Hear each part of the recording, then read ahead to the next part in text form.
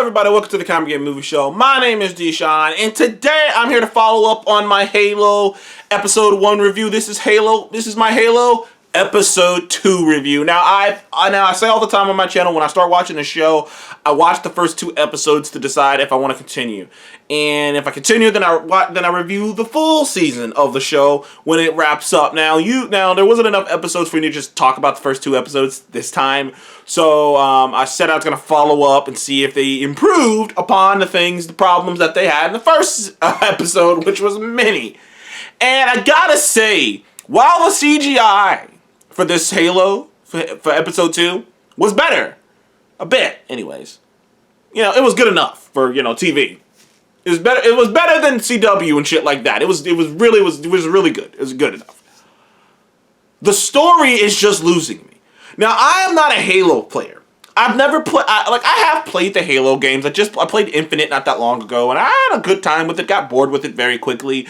Maybe I'll come back to it one day, but you know what I mean? I'm not a hardcore Halo player, so perhaps there's information about the characters, there's information in this show that, is dead on accurate, and I'm just oblivious to it. But so much of the show, and you know me, I'm the type of dude, and I've said it multiple times on this channel, that I don't mind cliches as long as they're executed well. But the entire show is just sci-fi cliches. It's sci-fi cliches. It's a bunch of everything about this show is so predictable that it's and I'm not saying plot points are predictable, which they are. I'm saying angles are predictable, character behaviors are predictable, how situations will play out are predictable. So much of it is just it feels like a mosh podge of different and maybe that's what happened. It seems like a mosh podge of different sci-fi things. It's a bunch of sci-fi things, and I think someone described this before, and I totally agree with them. This Halo show is it's like a collection of ideas from better sci-fis. If that makes any sense. It's like a collection of ideas from better sci-fis. It's like someone went, oh, I want an idea from The Expanse. Which I have not reviewed before, but I think they stole some stuff from that. It's ideas from The Expanse. It's ideas from other sci-fis like Star Wars and Star Trek and some Mass Effect. There are so many. There's so much of it here. For instance, minor spoilers, the whole entire relationship with the young girl is very similar to a 1,000 different times you've seen it. It doesn't play out any differently. The whole stern, non-talking, badass who's kind of cold, and the girl, the optimistic girl who makes him feel human, and even the concept of a super soldier who doesn't feel anything. And then go and feel anything, and then something happens, and now he feels again, so now he goes rogue. That's something that's happened before. I just saw that. I've seen that in Equilibrium. You've seen it a billion times.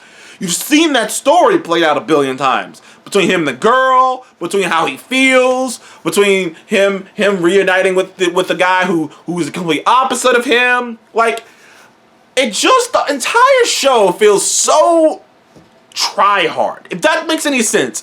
When you get to this weird planet they call the Rubble, this weird base they call the Rubble, I like the design of the Rubble. I think it looks pretty cool. I like the whole car. I like the whole the way it looks, and it was very sci-fi, very sci-fi. I thought that was really cool. But then when you get to the meat and potatoes of the actual episode, and what him and his old friend feel towards each other, and what they're trying to get over the top with Chief. I don't know if this was was this in, someone comment below. Was Chief a chosen one who unlocked the power of this key that will help, kill all of humanity? Was he? I don't know. But the way they play it up is just oh no, you're the, dude, so much of this show, to me, personally, I'm a sci-fi fan. So I don't hate this show. I don't dislike this show. I think it's an okay show. But I can't ignore just how heavily it relies on old techniques, old tropes, old, story beats and things of that nature. Like the whole tit for tat with these two, and they're really trying to make this whole space opera thing with the different people and their different opinions and the different factions going on. And I'm like, I didn't play the games, but I don't remember this being such a massive deal like this. And like, there's this human girl who's a part of the Covenant, and I didn't know the Covenant just had human women in there. And it's a lot of shit going on in this show, and none of it is original. Ain't that crazy? How can a show have so much going on and not an ounce of originality to it at all? Like, and not like a spin. Like, it is it. You know what I mean? Like, The Mandalorian does wolf and cub. Cool. Like, everyone talks about The Mandalorian is basically doing lone wolf and cub. Okay. The difference is the cub can murder the wolf if he wanted to. The difference is he's not like The Mandalorian isn't so much a lone wolf so much as because he has a covenant and stuff. Like you got to put twist on it to make it different. Whereas this show doesn't put a twist on anything. Everything is laid to bear in front of you. You know where everything is going. You know exactly what's gonna happen before it happens. Like the moment what's her face, Halsey or whatever, got in that room with the other higher ups, and the moment she got in the room, you knew what she was gonna do because you knew what she said earlier. There's nothing that is very shocking at all about the show. Nothing at all. Even Master Chief returning wasn't shocking because you felt like he was going to return because you felt like he was going to return because what is he going to do? Just be on the run the whole time? I don't know if I'll continue watching this show. I'm not sure.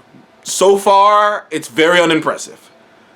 I'm a sci-fi fan, like I said, so maybe I'll continue watching it for that sake. And I know it has a season 2 already green lit, so maybe I'll continue watching it for that sake. But I don't think I'll be reviewing it again, unless it magically gets better. Unless it like suddenly it shoots up and the quality is like ridiculous, then I'll come back, make my season 1 of Halo review and be like, this show was the shit. It picked up, baby, it picked up.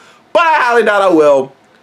Second episode is only a bit better than the first, just because it didn't have that awful CGI action sequence. But it's still like a 5.5. Anyways, thank you guys for joining the Comic Game Movie Show. Please like, subscribe. And what did you think of Halo Episode 2? Did you think it was an improvement over 1? Are you going to continue watching the show to the end? I'm not sure if I will. I might give a couple more episodes before I decide or not if I'm going to quit on it. But you'll know if I did, if I don't do a full review. Anyways, thank you guys again. I'll see you guys on the next one. Goodbye.